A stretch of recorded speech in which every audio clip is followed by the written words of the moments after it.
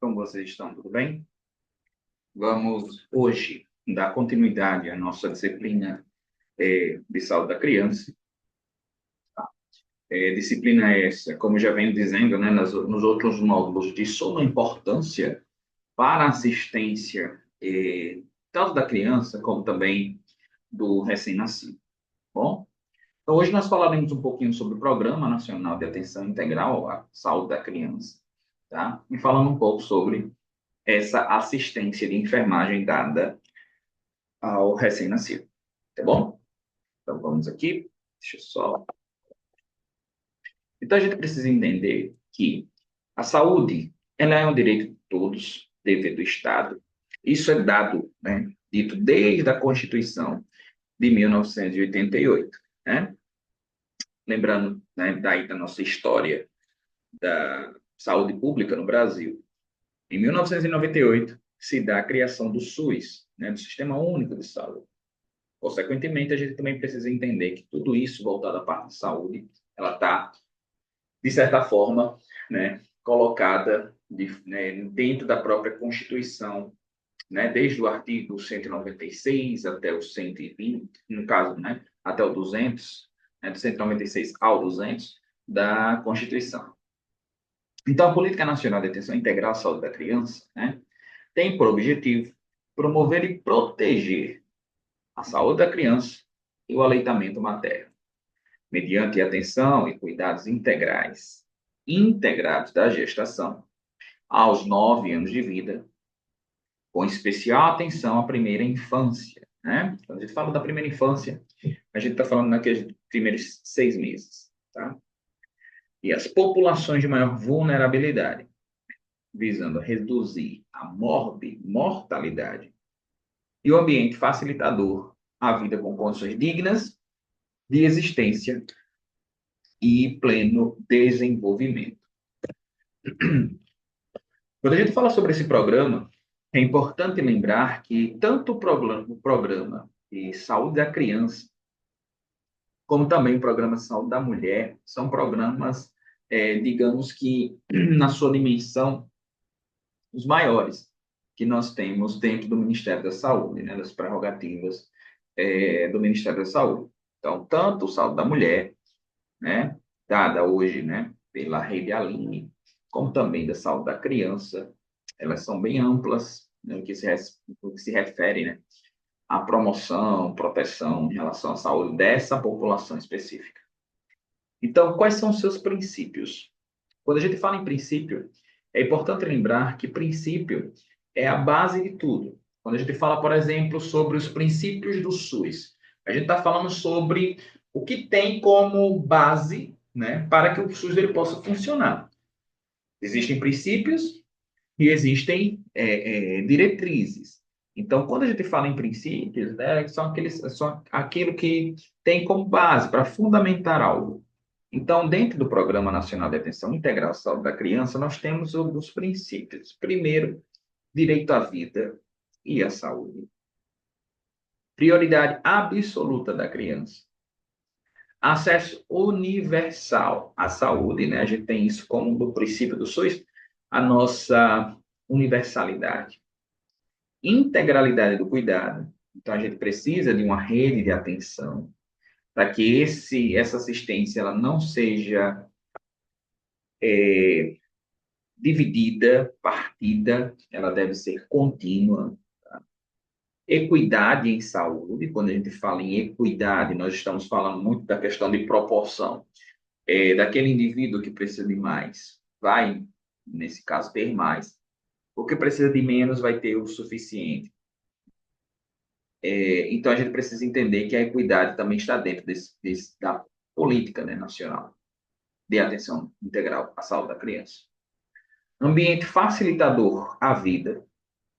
Humanização da atenção, algo que é muito batido, né? Em vários programas, a humanização, né? Essa linha longitudinal que nós temos, né? E gestão participativa e controle social. Dentro também do programa, né, da política, nós temos estrutura em 7 eixos estratégicos. Quando a gente fala em eixo estratégico, a gente está falando o quê? de uma forma mais comum para vocês entenderem. Tudo quando a gente fala sobre eixo estratégico, a gente entende que como nós iremos fazer funcionar aquilo que está no papel, né? Qual é a estratégia que nós iremos ter, né? Quais são os dispositivos que nós teremos para fazer com que realmente funcione, tá? Então, nós temos aí 7 eixos estratégicos para que aconteça, né, essa atenção integral à saúde da criança. Atenção humanizada e qualificada à gestação, ao parto, ao nascimento e ao recém-nascido.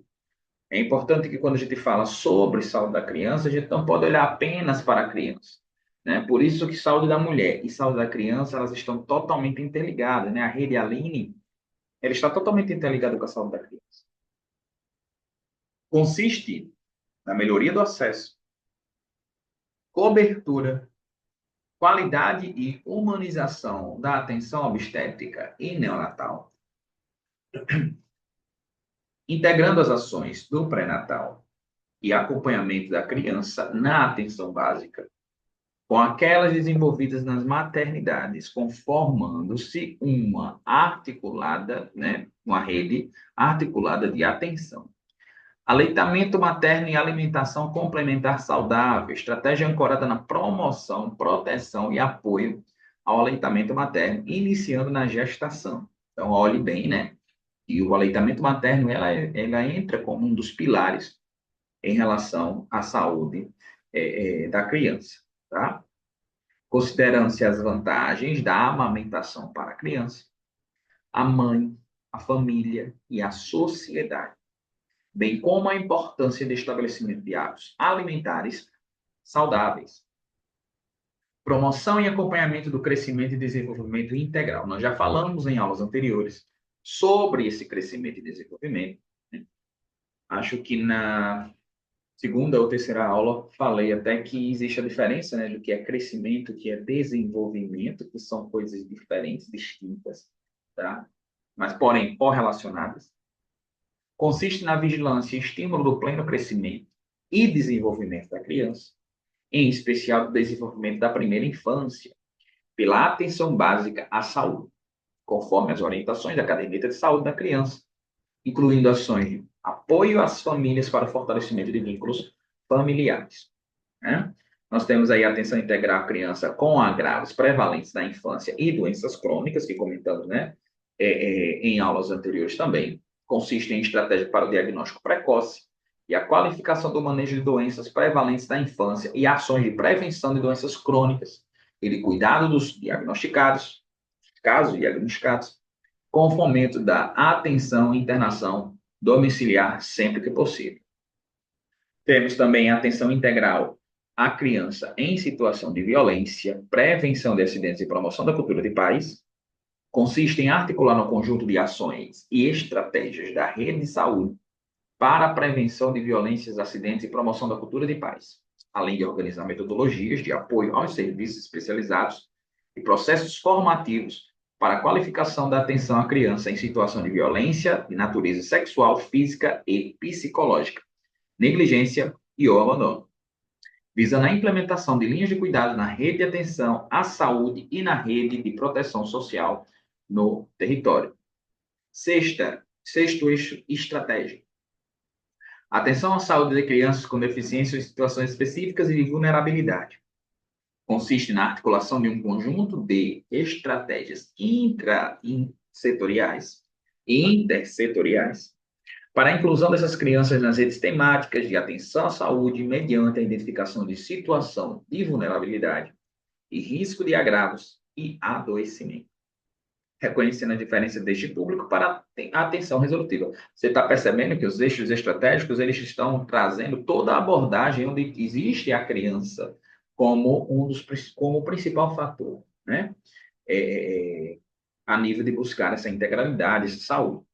E a sétima, vigilância e prevenção do óbito infantil, fetal e materno.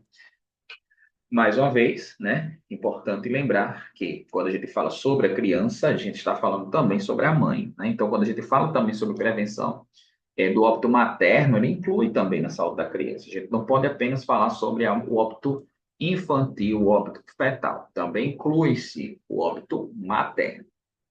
consiste na contribuição para o monitoramento e investigação da mortalidade infantil e fetal e possibilita a avaliação das medidas necessárias para a prevenção de óbitos evitáveis, né? Então, aqui estão as portarias que consolidam tudo isso que eu acabei de falar. Lógico, é evidente para que a gente possa entender de onde é que estão saindo essas referências, tá? Os principais artigos. Artigo 7º, são ações estratégicas do eixo de atenção humanizada e qualificada gestação ao parto, ao nascimento e ao recém-nascido. A prevenção de transmissão vertical do HIV e da sífilis, atenção humanizada e qualificada ao parto e ao RN no momento do nascimento, com capacitação dos profissionais de enfermagem e médicos para a prevenção de asfixia neonatal e das parteiras tradicionais, atenção humanizada ao recém-nascido prematuro e de baixo peso, né, com a utilização do método canguru.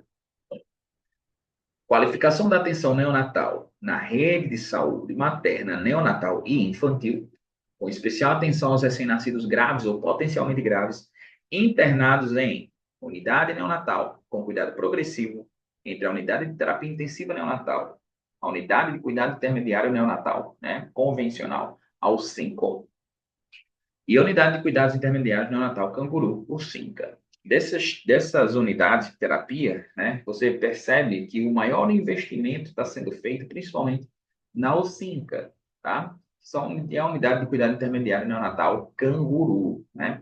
Ela também é falada muito na rede Aline sobre esses tipos de eixos. O segmento, né, do recém-nascido de risco, após a alta da maternidade de forma compartilhada entre atenção especializada e atenção básica, tá? Quando a gente fala sobre segmento, né, a gente precisa entender que a atenção básica é gerenciadora de tudo. É dentro da atenção básica que existe toda a parte de orientação do cuidado. Então, no momento que há esse segmento, a gente está falando sobre integralidade. Lógico que essa parte ela se torna um pouquinho macenta, por qual motivo?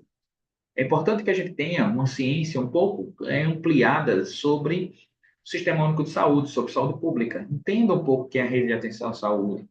Entenda um pouco o que é uma região de saúde, né? Lá no decreto 7508, né? Que fala sobre isso muito bem, para a gente entender por que que existem políticas, programas que são relacionados a certas público, né? Ao certa o alvo, né? Tipo idosos, mulheres, crianças e assim por diante, tá? São ações estratégicas de eixo de aleitamento materno e alimentação complementar saudável, né? Compete ao Ministério da Saúde desenvolver ações de mobilização social, informação, educação, comunicação, visando a divulgação do PNASC, né? No caso, do próprio do Programa Nacional de Integral, né? Saúde da Criança, e a implementação das ações de atenção integral à saúde da criança, né? Promover a capacitação e educação permanente dos profissionais de saúde, em parceria com instituições de ensino e pesquisa para a atenção integral à saúde da criança no SUS, tá? Então, a gente entra aqui, ó, só para que a gente possa ver uma parte mais prática da assistência, o primeiro banho do RN, né, que nós temos aqui. Acompanhantes no alojamento conjunto, pode ser doulas, acompanhantes mulheres ou o próprio pai da criança, tá?